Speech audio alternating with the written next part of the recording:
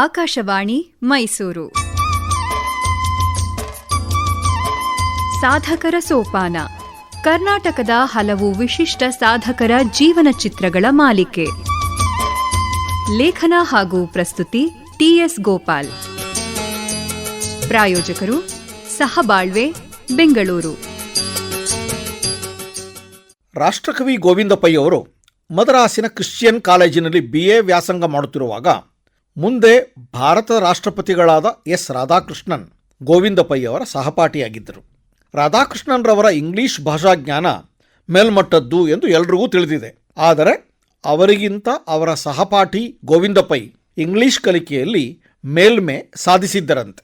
ಇದಕ್ಕೆ ನಿದರ್ಶನವೆಂದರೆ BA ಅಂತಿಮ ಪರೀಕ್ಷೆಯ ಇಂಗ್ಲಿಷ್ ಭಾಷಾ ಪತ್ರಿಕೆಯಲ್ಲಿ ಅವರು ಅತ್ಯಧಿಕ ಅಂಕ ಗಳಿಸಿ ಚಿನ್ನದ ಪದಕ ಗಳಿಸಿದ್ದು. ಇನ್ನೂ ವಿಶೇಷ ಎಂದರೆ ಅವರು ಆ ಪರೀಕ್ಷೆಯಲ್ಲಿ ಉತ್ತರಿಸಿದ್ದು ಅದೊಂದೇ ಪತ್ರಿಕೆ ಮಾತ್ರ.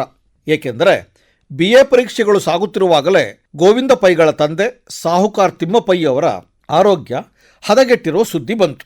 ಪರೀಕ್ಷೆಯನ್ನು ಅಲ್ಲಿಗೆ ಕೈಬಿಟ್ಟ ಗೋವಿಂದ ಪೈ ಕೂಡಲೇ ಊರಿಗೆ ಹಿಂತಿರುಗಿದರು. ತಂದೆಯವರ ಸಾವಿನ ಪರಿಣಾಮವಾಗಿ ಮನೆಯ ಜವಾಬ್ದಾರಿ ಹಿರಿಯ ಮಗನಾದ ಗೋವಿಂದ ಪೈ ಅವರ ಮೇಲೆಯೇ ಬಿತ್ತು. ಹಣಕಾಸಿಗೆ ಅರ್ಥ ಎಂಬ ಸಂಸ್ಕೃತ ಪದ ಇದೆ. ತಮ್ಮ ತಂದೆ ನಿರ್ವಹಿಸುತ್ತಿದ್ದ ಹಣಕಾಸು ಬಡ್ಡಿ ವ್ಯವಹಾರವನ್ನು ಗೋವಿಂದ ಪೈಗಳು ಮುಂದುವರಿಸ ಬಯಸಲಿಲ್ಲ. ಅದಕ್ಕೆ ಬದಲು ಭಾಷೆಯ, ಸಾಹಿತ್ಯದ ಅರ್ಥವನ್ನು ತಿಳಿದುಕೊಳ್ಳುವ, ಇತರರಿಗೆ ಅರ್ಥವನ್ನು ತಿಳಿಯ ಹೇಳುವ ಮಹತ್ವದ ಕೆಲಸ ಮಾಡಿದರು. ಇದರಿಂದ ಕನ್ನಡ ಸಾಹಿತ್ಯ ಲೋಕಕ್ಕೆ ಆದ ಉಪಕಾರ ಅಪಾರ. ಜಗತ್ತಿನ 43ಕ್ಕೂ ಹೆಚ್ಚು ಭಾಷೆಗಳ 5,000ದಷ್ಟು ಪುಸ್ತಕಗಳು ಗೋವಿಂದ ಪೈ ಅವರ ಸಂಗ್ರಹದಲ್ಲಿ ಇದ್ದವು.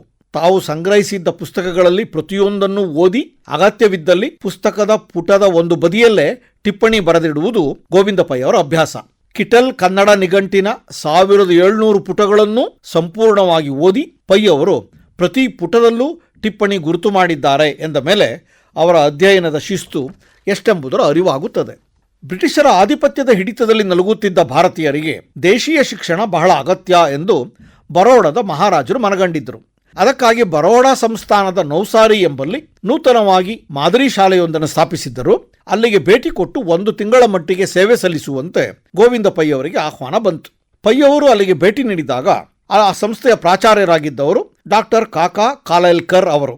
ಪ್ರಖ್ಯಾತ ಗಾಂಧಿವಾದಿಗಳೆಂದು ಹೆಸರಾಗಿದ್ದ ಕಾಲೇಲ್ಕರ್ ಅವರಿಗೂ ಪೈ ಅವರಿಗೂ ಸ್ನೇಹ ಬೆಳೆಯಿತು. ಮರಾಠಿ ಭಾಷೆಯಲ್ಲಿ ಪ್ರಾವೀಣ್ಯ ಪಡೆದಿದ್ದ ಕಾಲೇಲ್ಕರ್ ಅವರಿಂದ ಮರಾಠಿ ಸಾಹಿತ್ಯದ ಪರಿಚಯ ಪಡೆದುಕೊಂಡ ಪೈ ಅವರು ಕಲಿತ ಭಾಷೆಗಳ ದೊಡ್ಡ ಪಟ್ಟಿಗೆ ಮರಾಠಿಯು ಸೇರಿಕೊಂಡಿತು. ಮುಂದಿನ ದಿನಗಳಲ್ಲೂ ಪೈ ಅವರೊಡನೆ ಕಾಲೇಲ್ಕರ್ ಅವರ ಸ್ನೇಹ ಮುಂದುವರಿಯಿತು. ಗಾಂಧೀಜಿಯ ಶಿಷ್ಯರಾದ ಕಾಲೇಲ್ಕರ್ ಸ್ವಾತಂತ್ರ್ಯ ಹೋರಾಟದ ಸಮಯದಲ್ಲಿ ದೇಶದೆಲ್ಲೆಡೆ ಪ್ರವಾಸ ಮಾಡುತ್ತಿದ್ದಾಗ ಮಂಜೇಶ್ವರಕ್ಕೂ ಬಂದು ತಮ್ಮ ಮಿತ್ರ ಪೈ ಅವರ ಮನೆಯಲ್ಲಿ 1 ದಿನ ಉಳಿದುಕೊಂಡಿದ್ದರು. ಆಗ ಪೈ ಅವರು ತಮ್ಮಲ್ಲಿದ್ದ ಸುಂದರವಾದ ಊರುಗೋಲೊಂದನ್ನು ಸ್ನೇಹದ ಕುರುಹಾಗಿ ಕಾಲೇಲ್ಕರ್ ಅವರಿಗೆ ಕೊಟ್ಟರು. ಬ್ರಿಟಿಷ್ ಸಾಮ್ರಾಜ್ಯಶಾಹಿಗೆ ಸವಾಲೆಸೆದ ದಂಡಿಯಾತ್ರೆ ಪ್ರಾರಂಭವಾಗುವ ಸಮಯ. ಕಾಲೇಲ್ಕರ್ ತಮಗೆ ಗೋವಿಂದ ಪೈ ಅವರು ಕೊಟ್ಟಿದ್ದ ಊರುಗೋಲನ್ನು ಮಹಾತ್ಮ ಗಾಂಧೀಜಿಯವರ ಕೈಗೆ ನೀಡಿದರು.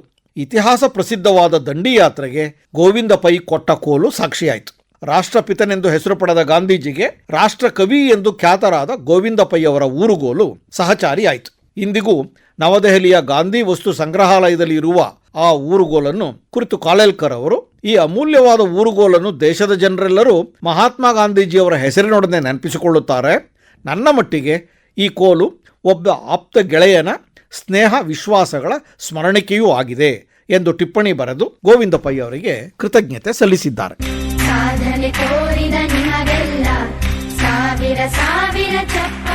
ಸಾಧಕರ ಸೋಪಾನ ಸರಣಿ ಕೇಳಿದಿರಿ.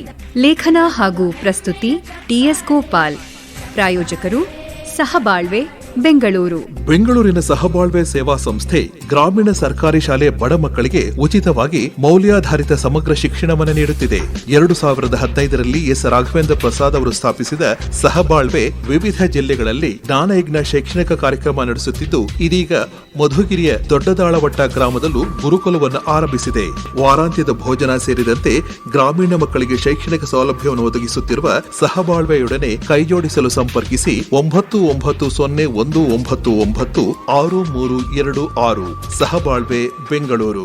ಈ ಕಾರ್ಯಕ್ರಮ ಆಕಾಶವಾಣಿ ಮೈಸೂರು ಕೇಂದ್ರದಿಂದ ಮೂಡಿಬಂತು.